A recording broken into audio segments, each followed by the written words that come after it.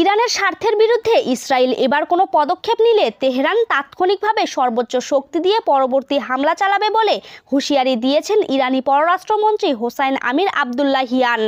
শুক্রবার মার্কিন সংবাদ মাধ্যম এনবিসিকে দেওয়া সাক্ষাৎকারে তিনি এই হুঁশিয়ারি দিয়েছেন।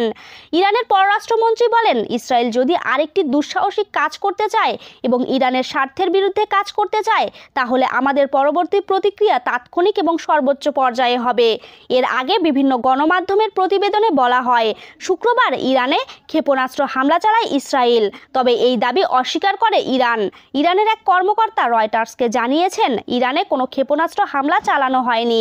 ইস্পাহানে আকাশ প্রতিরক্ষা ব্যবস্থা সক্রিয় করার ফলে বিস্ফোরণের শব্দ শোনা গেছে। গত 1 এপ্রিল সিরিয়ার দামেস্কে ইরানি কনসুলেটে হামলা চালায় ইসরায়েল। হামলায় ইরানের কয়েকজন শীর্ষ সেনা কর্মকর্তা নিহত হন।